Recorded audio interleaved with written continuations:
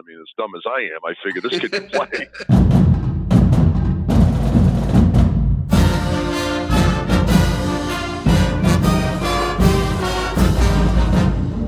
Welcome back to another Bruins Beat. Jimmy Murphy here, your host. We are on the CLNS Media Network.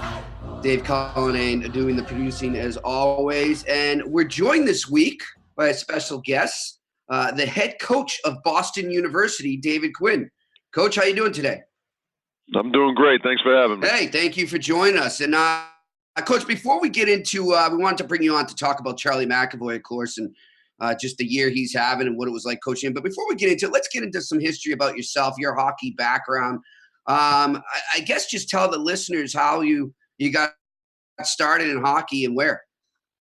Well, I grew up in Cranston, Rhode Island, and, I was very fortunate where I grew up. I literally right across the street. I grew up across the street from 3 baseball fields, 4 basketball courts, a pond, and the city pool. So I had my own little playground about 20 yards from my back door. So, started skating at an early age and, was fortunate enough to get some great opportunities and ended up going to the Kent School in 1981 as a sophomore and, was fortunate enough to get a scholarship to BU and was here at BU I was here for 5 years, but my playing career ended after my son. Well, actually, I got diagnosed with hemophilia, which is a bleeding disorder, after my sophomore year, and because I just had a lot of complications with injuries during my time here at BU, and unfortunately, my career had to end, and shortly thereafter, I got into coaching. So I've been very fortunate in life, and every day there's not a day that goes by as I sit here as a head coach at BU, and it's some quiet moment, don't say to myself, I can't believe I'm the head hockey coach at BU. Now you were drafted by the North Stars, though, the now defunct North Stars. That's interesting stuff there. It's kind of an interesting history tidbit. Huh? Well, it was funny because, back in '84, not a lot of, it was just really where, they were starting to draft high school kids in the first round, and high school hockey around Massachusetts and the New England area was getting a lot more respect. And, Tom and Dave Jensen and, a bunch of local guys were starting to get drafted higher and higher, and Brian Lawton. And so, that year in '84, I get drafted in the first round by the North Stars, lucky number 13, which wasn't so lucky. 2 years later, I'm diagnosed with hemophilia. And I half jokingly say to people, I was such a bad draft pick. 4 years later, they moved to Dallas. So, but again, I mean, hey, I've been very fortunate in my life. Hockey's given me an awful lot, and it was certainly an exciting time for me, and very disappointing, obviously, that after my sophomore year, basically my career ended. But that's life, and people are certainly dealt a lot worse hand than I was. And after throwing a pity party for myself for a little while, I dusted myself off and got on with my life. You ended up taking your first coaching job with Northeastern, correct? Yes. Okay. Yeah. Ben Smith, who was the head coach at the time, actually recruited me to come to BU, and he and I remained good friends. And when he had an opening, I was very fortunate. Again, luck. I mean, you talk about being at the right time, right place at the right time, and right away, my first coaching job. Really, I coached the JV team here at BU for a little while, but literally my first real full-time coaching job was being a number 1 assistant at Northeastern. Wow. So I know how fortunate I was. I mean, that doesn't happen very often, and I forever will be indebted to Ben to giving me that. And then opportunity. You went on to Nebraska Omaha, which I covered NCAA hockey for a while for NHL.com in the early 2000s there, and I would do a story or something on Nebraska Omaha, and people were like, what are you doing a story for Nebraska Omaha? Why would they have a hockey team? But you were part of building what now is really a prestigious program in college hockey, huh? Yeah, it really was an incredible opportunity. Ben, after my 3rd year at Northeastern, Ben took over for the Women's Olympic program, and Mike Kemp, they just started the program in Nebraska Omaha. Mike Kemp became the head coach there. Mike had recruited me to go to Wisconsin, and I was just coaching the 15 festival, and Mike literally had just got the job. The first thing he had to do as the head coach, less than 24 hours later, he and I were sitting having lunch in a coffee shop up in Lake Placid, and he basically offered me the job on the spot. So, moving to Omaha, Nebraska at 29 years old was exciting and nerve-wracking all at once, but it was the best move of my life because it gave me an awful lot. It gave me an opportunity to really get out and pound the pavement in the recruiting world. And, my first year there, we didn't actually have a team. I was literally out there recruiting 26 players to put our first team together. And the fan support we had was unbelievable. It's a great city. I loved my time there. We had some really good teams. We had a lot of success. And it really was a turning point in my coaching career. That's great. And then, of course, you kind of come full circle and you're back at Boston University and you take over for the legendary Jack Parker. I mean, what was that like when you found out you were going to be doing that? Yeah, it was a crazy time in my life. I was coaching the Avalanche at the time, assistant coach in Colorado, and Jack announced his retirement. And obviously I had been his associate head coach for 5 years before I went on to pro hockey. So I left after we won the national title in 2009. And, obviously Jack and I stayed in close contact.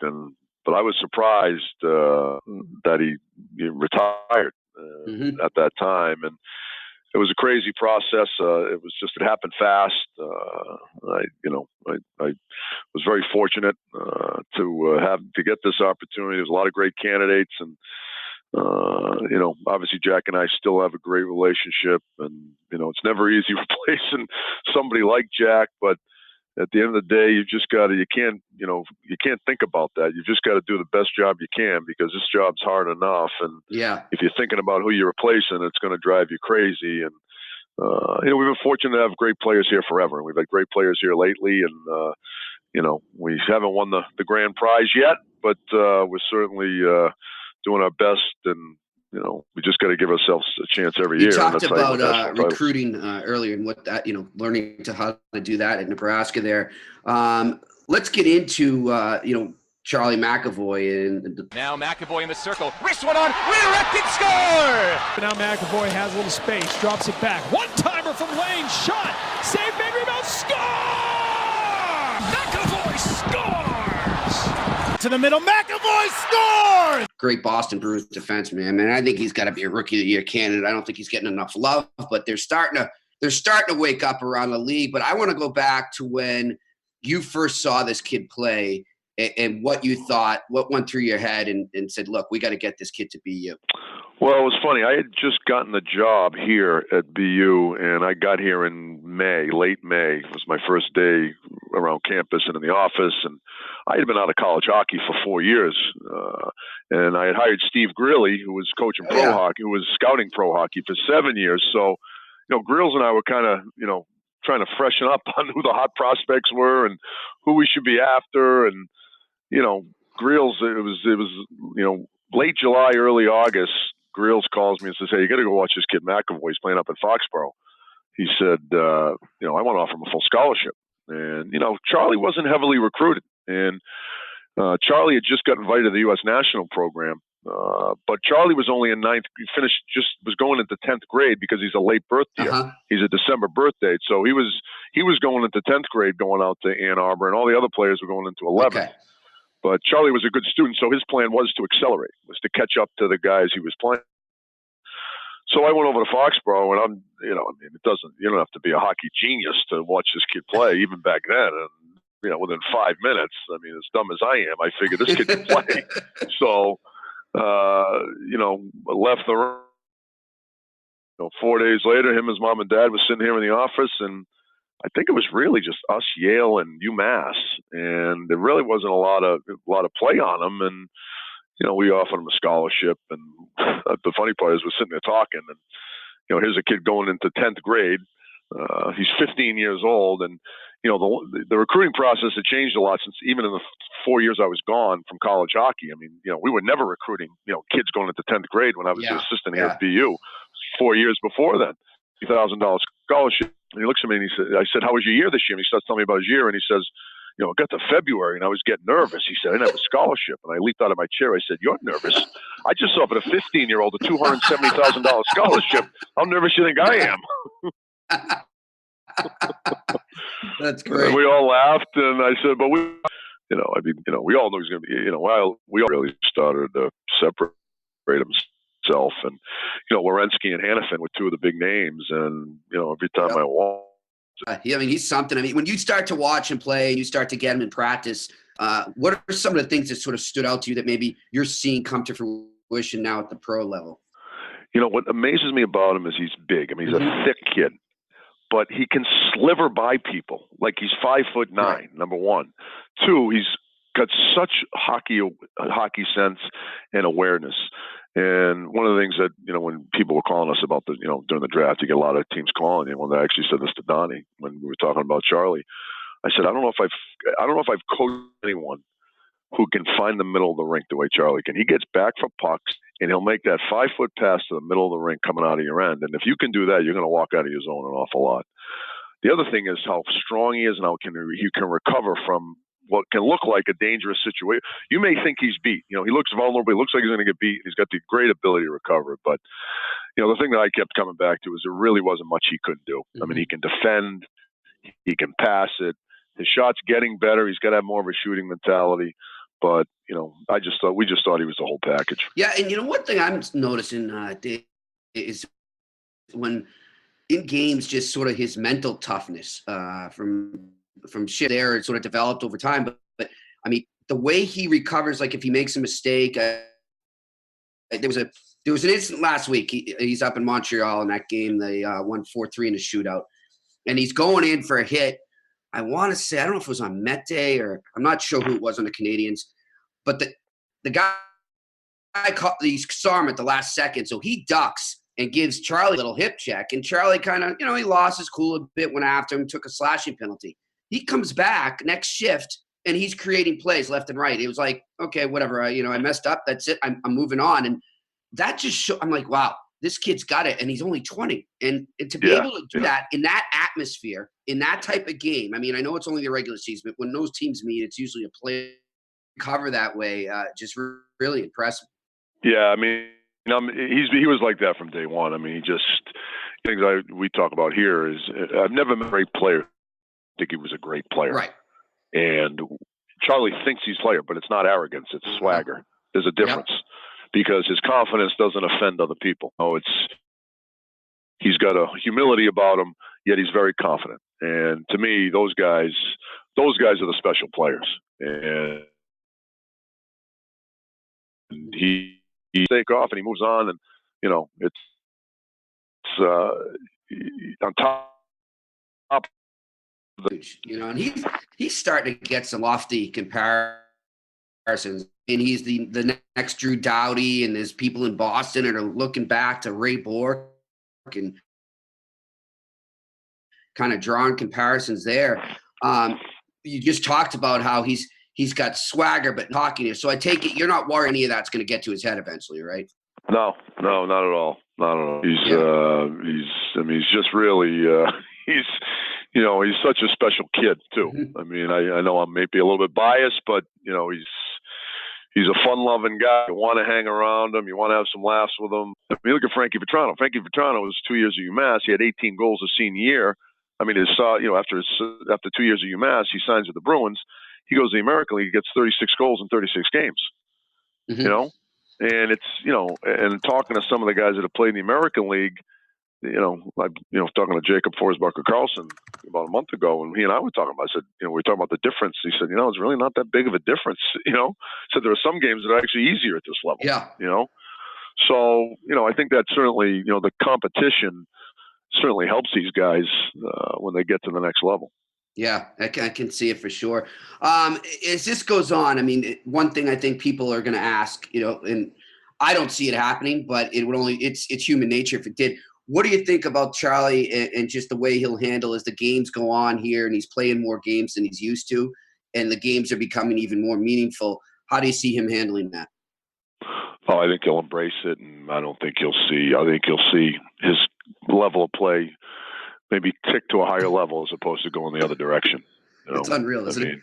Yeah. I mean, he's just built for it. He's built for it. And it kind of cracks me up. People talk about the OHL and the CHL and the Quebec League, and they talk about, well, they play more games, prepares you more for pro hockey. That's not what prepares you for pro hockey. No. Maturity in your body prepare you for pro hockey. You're not at 17, 18 years old playing 70 games and playing 3 games in 3 nights, and that doesn't prepare you for pro hockey. That's not how that works, and it's more the physical development. Charlie's built for it.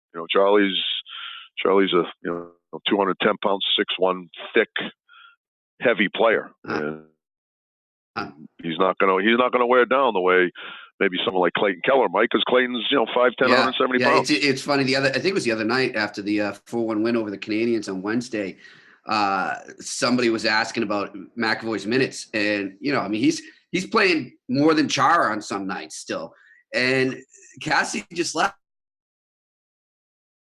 He's like, look, what do you want me to do? He's not showing any letdown. He's not showing a wear and tear right now. So I got to ride it until he does. And obviously, if he does, I'll pull it back a little and we'll see how it goes. But you could just see every time he's talking about McAvoy, just sort of this glee in his eye. Glee in his eye. Yeah, he's got this giddy in him. He's so happy talking about his, and it must be great, I guess, for a coach, right? Especially in a situation he's in where he's got this defenseman who can definitely charge, prove, and he can still hang. But obviously, Father Time's catching up a bit, and they needed to pull back his minutes. And to have McAvoy come in this way, you're a coach. You must know what he's going. He must be like, this is unreal. This is great.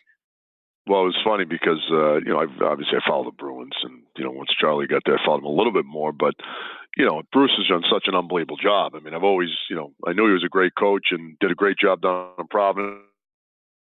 So we've got a lot of mutual friends. I've only met him 3 or 4 times, but you'd watch all his press conferences, and he had a kind of serious tone to him early on, and now the playoffs started serious, and then Charlie gets there, and I actually joked, at the draft this summer we were talking, and Charlie's name came up, and I said, I swear to God, Bruce, I said, I'm watching one of the interviews after the second or third game against Ottawa, and someone brought Charlie's name up. And you started smiling and talking. I said, I saw a glee in your eye that I hadn't seen in the 2 months prior to you. I said, it was amazing how you changed. It was like all of a sudden, like you look like, thank God he's here, And it was, it's funny you say that, because I noticed that last year. And he's just, like I said, that's just what, that's just the type of kid he is. Now, on top of being a hell of a player, he's a guy you root for. It's not that you don't root for all your players, but it's just, he's that type of personality, and I don't think the length of the season is going to affect him at all. He's just, like you said, you talk about rookie of the year, and I'm watching him last night. I'm like, how is he? I understand Barzal and, Besser and Keller, and those guys are all great players. And obviously I love Clayton Keller. He's been here too. But when you're going to I bet if you had, all those rookies, that defenseman is hard to find. It's hard to find. Yeah. If you had 31 teams say, okay, who would you take? And it's not because he's, it's just the position he plays and the minutes he eats. And, he's just, to me, it's, he certainly should be getting more consideration for rookie of the year than I think he's got. I definitely agree. And, you look at it, people are going to think I'm not saying this, but I'd have him like right now, I'd have him in top 10 to 12 for Norris too. I really would. Yeah.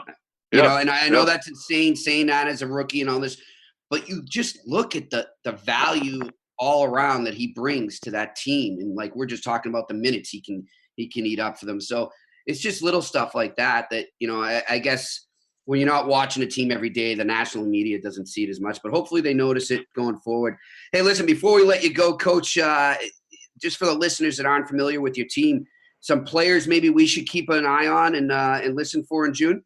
Well, we've got a real good group here right now. Even though you look at our record, you just scratch your head and wonder how we have the record we have. It's probably the coach.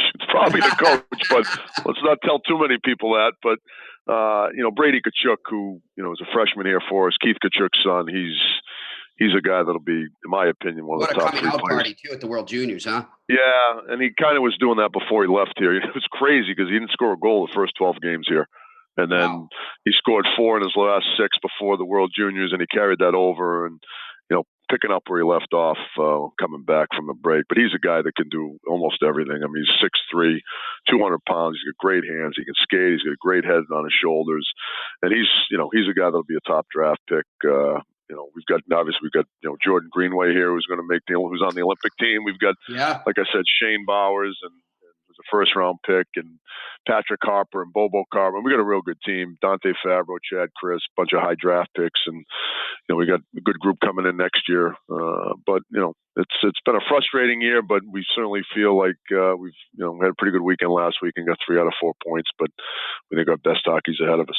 Yeah, and this is the fun time of year for you. It's going to get exciting now, I'll tell you. That's right. As we said after Christmas, it's a hockey season, not a hockey half.